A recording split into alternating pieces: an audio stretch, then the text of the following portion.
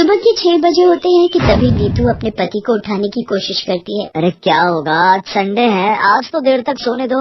अरे चलो उठ भी जाओ ना, अभी सभी घर वाले सो रहे हैं, उनके उठने से पहले हम जल्दी से कराते हैं। अरे क्या कराते हैं, तुम्हें जो करना है अकेले कराओ, लेकिन मुझे अभी सोने दो। क्यों टाइम वेस्ट कर रहे हो, जल्दी से चलो, नहीं तो सारा दिन लाइन में ही खड़े रह जाओगे। अरे जबरदस्ती है क्या, जब आ ही नहीं रही तो जाकर करूँगा क्या। अब तुम निकलो यहाँ से और मुझे सोने दो। ओहो, अगर इनके चक्कर में रही तो मैं भी पेट पकड़कर ही बैठी रह जाऊंगी। इसके बाद नीतू पेट पकड़ते हुए जल्दी से अपने कमरे से भागकर बाथरूम की ओर जाती है तो देखती है कि उसकी दोनों जेठानियाँ और छोटी देवरानी पहले से ही बाथरूम के बाहर खड़ी होती हैं।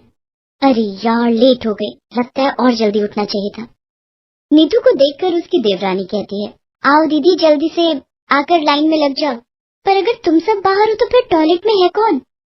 और कौन होगा, मम्मी जी के सिवा। नीतू जोर जोर से दरवाजा पीटते हुए कहती है, अरे मम्मी जी, आप कहीं सो तो नहीं गई, जल्दी से बाहर आ जाओ, यहाँ लाइन लगी पड़ी है। निधि ये कही रही होती है कि तभी शीला, उनकी सास, टॉयलेट से बाहर आती है। उसके बाहर आते ही मंझली बहू नीतू पेट पकड़कर पीछे से भागते हुए आती है और लाइन तोड़कर टॉयलेट में घुस जाती है और झट से दरवाजा बंद कर देती है। ये सब देखकर बाकी सब हैरान रह जाती है। तभी सबसे बड़ी बहू राखी जोर जोर से दरवाजा पीटते हुए कहती है, अरे ओ नीतू की बच्ची, जल्दी से बाहर निकल, मेरा नंबर था, तू कहाँ से बीच में घुस गई, निकल निकल ना। अरे क्यों दरवाजा पीट रही है, उसको तोड़कर ही मानेगी क्या? और अब वो अंदर गई है तो पेट की गंदगी निकाल कर ही बाहर निकलेगी। और जब मैं अंदर थी तब भी तुम में से कोई दरवाजा पीट रहा था। तुम सब जानती हो ना, बुजुर्ग लोगों को कब्ज की शिकायत रहती है। अगर आपको कब्ज की शिकायत रहती है तो सुबह जल्दी उठकर फ्रेश हो जाया कीजिए। आपकी कब्ज के चक्कर में तो हम लोगों के पेट के बुलबुले उठने लग पड़ते हैं। ये सब बातें छोड़ो मम्मी जी, अब ये बताओ कि कब तक हम ऐसे ही एक टॉयलेट में जाते रहेंगे? उम्र भर ऐसे ही जाना होगा। क्या मतलब? मतलब ये कि शुक्र मनाओ तुम लोगों को एक टॉयलेट तो नसीब हुआ। हम तो अपने गांव में खुले में शौचालय जाते थे, और खुले में जो जाने का मजा है, ओए होए होए होए होए। इतना कहती ही शीला चुप हो जाती है। पर मम्मी जी, आपकी इतनी सारी बहुएं हैं, आपको 2 टॉयलेट तो बनवाने ही चाहिए ना। आई बड़ी 2 टॉयलेट वाली, ये घर है, कोई तेरे बाप का होटल नहीं जो 2-2 टॉयलेट चाहिए तुम्हें। मम्मी जी, पर जैसे यहाँ लाइन लगी है ना, ये किसी के घर का टॉयलेट नहीं बल्कि किसी चौल का सुलभ शौचालय मालूम होता है। हाँ, बस इसका ये एक सुख है कि हमें धोने के लिए बाल्टी और मग्गा लेकर नहीं आना पड़ता। निधि बोल ही रही थी कि तभी वहाँ खड़ी राखी जोर से बदबूदार गैस छोड़ती है। उसकी बदबू से वहाँ खड़े सभी अपनी नाक पर हाथ रख लेते हैं। उसके ऐसा करते ही शीला कहती है, हाय मोरी मैया, ना जाने क्या ठूसा था इस कमबख्त ने रात में जो इतनी गंदी बदबू निकाली है। मम्मी जी, जिस घर में 4 बहुओं का एक टॉयलेट होगा वहाँ तो ये सब झेलना ही पड़ेगा। फिर राखी दोबारा से दरवाजा पीटते हुए कहती है, जल्दी से बाहर निकल मेरी माँ, अब तो बर्दाश्त से बाहर है सब कुछ। ये कहकर राखी फिर से दरवाजा पीटने लगती है। शीला देवी की जॉइंट फैमिली थी जिसमें उसकी 4 बहुएं थी और 4 बेटे थे, और उन सबके लिए केवल एक ही टॉयलेट था। सारे घर एक ही टॉयलेट यूज करता था। वैसे कहने को तो उस घर में 2 टॉयलेट थे, लेकिन दूसरे टॉयलेट की सीट टूट रखी थी और फ्लश पूरी तरह खराब था, जिस वजह से कोई उसे यूज नहीं करता था।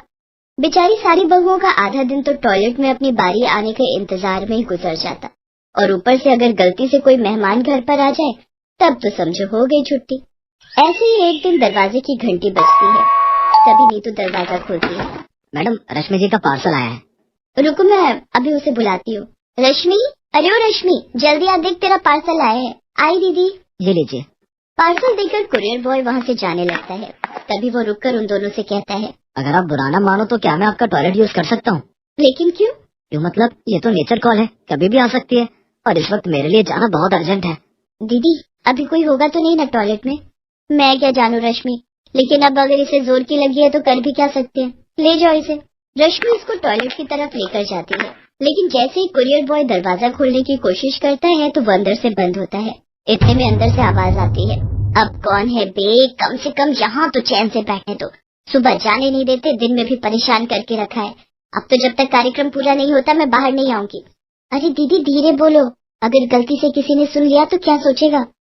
सुनने दो, अगर कोई सुनता है तो कम से कम औरों को भी तो पता चले कि कैसी जालिम सास है हमारी, जो 4-4 बहुओं के लिए सिर्फ एक ही टॉयलेट रखा हुआ है। इसके बाद रश्मि उस आदमी से कहती है, जी माफ कीजिएगा लेकिन आपको थोड़ा वेट करना होगा। कोई बात नहीं जी, मुझे इनके जितनी इमरजेंसी भी नहीं है।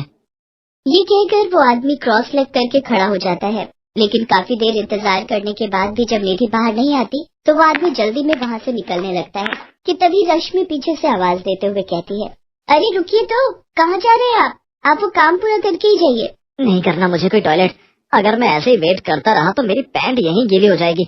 इससे तो अच्छा होगा मैं बस स्टैंड पर बने सुलभ शौचालय में चला जाऊं। ये कहकर वो आदमी वहाँ से भागता हुआ चला जाता है। रश्मि अपना सर पकड़कर बैठ जाती है। कुछ महीने ऐसे ही बीतते चले गए, लेकिन टॉयलेट की समस्या ज्यों की त्यों बनी रहती है। एक शाम जब शीला घूमने गई होती है तभी चारों बहुएं बैठकर रोज की इस परेशानी का हल ढूंढने के विषय में चर्चा करती हैं।